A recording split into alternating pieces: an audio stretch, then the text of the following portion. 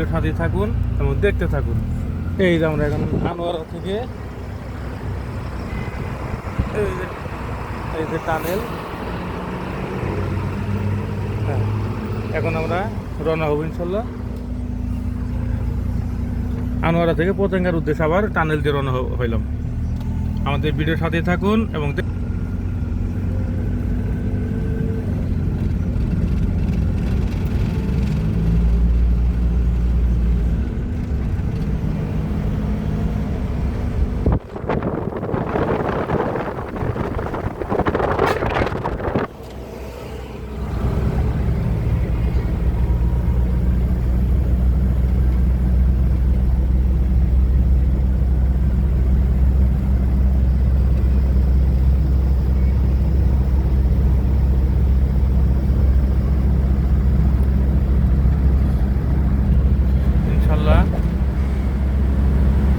যারা যারা আনোয়ারা থেকে টানেলের তলদেশ দিয়ে পতেঙ্গা পর্যন্ত পুরো ভিডিও দেখতে চান, তারা ভিডিওটি স্কিপ না করে না টেনে পুরো ভিডিওটি দেখতে থাকুন। তাহলে পুরো ভিডিওটি দেখতে পাবেন যে আমাদের আনোয়ারা থেকে পতেঙ্গা পর্যন্ত টানেলের তলদেশ দিয়ে কতটুকু সময় লাগে। আমি আপনাদের পুরো ভিডিওটি স্টার্ট করেছি, যেখান থেকে কীভাবে টুলস দিয়েছি সম্পূর্ণ দেখাইছি। সাথে থাকুন এবং দেখতে থাকুন। পরিবারের সকলেই মিলে আমরা ভ্রমণ আছি, আমাদের সাথে থাকুন এবং দেখতে থাকুন। আমরা এখান থেকে পতেঙ্গা বের হয়ে এবং আবার আমরা কক্সবাজার উদ্দেশ্যে রওনা হবো ইনশাল্লাহ। এই যে ইনশাল্লাহ দেখেন আমরা অরিজিনাল টানেলের ভিতরে প্রবেশ করতেছি। এতক্ষণ বাইরে ছিলাম, বাইরের এই যে এখন থেকে অরিজিনালিভাবে পুরোপুরি তলদেশে প্রবেশ করলাম। এবার একটু স্পিডে যাওয়া সমস্যা নাই।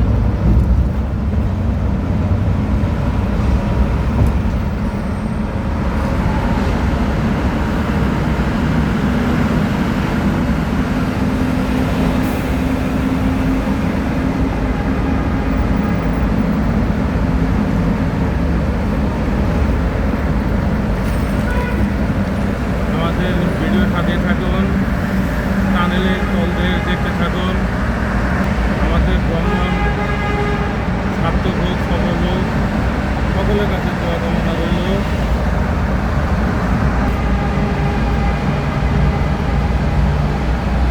সকলেই আমাদের ভিডিওর সাথে থাকুন, দেখতে থাকুন। এই যে চট্টগ্রাম, যাকে বাংলাদেশের বাণিজ্যিক রাজধানী বলা হয়, এখানে কর্ণফুলী নদীর তলদেশ দিয়ে যে টানেলটি তৈরি হয়েছে, সেটা এক প্রান্তে হলো পতেঙ্গা আর অন্য প্রান্তে হলো আনোয়ারা। আমরা পতেঙ্গা হয়ে আনোয়ারা গিয়েছিলাম, আবার এখন আনোয়ারা থেকে আবার পতেঙ্গা যাচ্ছি। আমাদের ভিডিওর সাথে থাকুন এবং দেখতে থাকুন।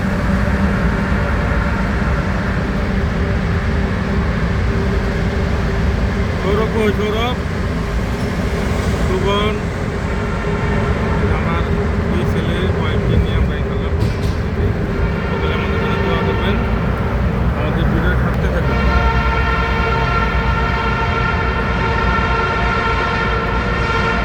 দেখতে থাকুন।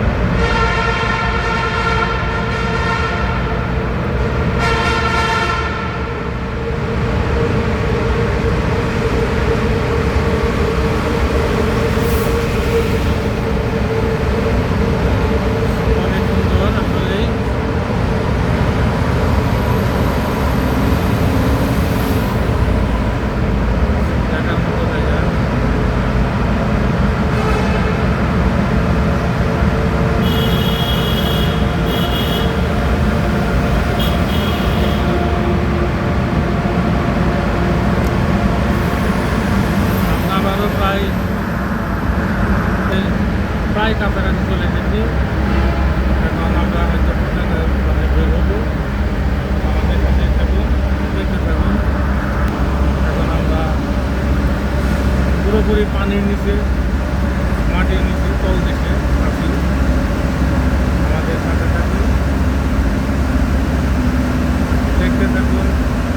ভিডিওটি দেখুন, কিন্তু স্কিপ করবেন না।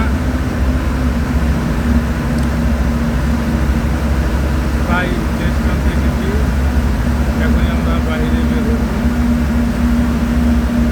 আর অল্প একটু আপনাদের পুরো ভিডিওটি দেখানোর জন্য আমি খন্ড না করে আমি পুরো ভিডিওটি করলাম, যাতে আপনাদের দেখার সুবিধা হয়।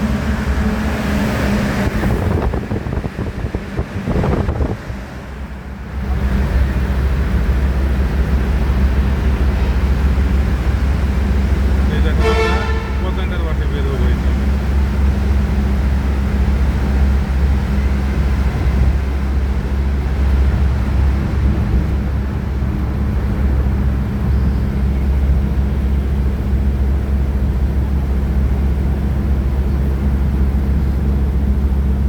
আজকের ভিডিওর সাথে থাকার জন্য অসংখ্য ধন্যবাদ।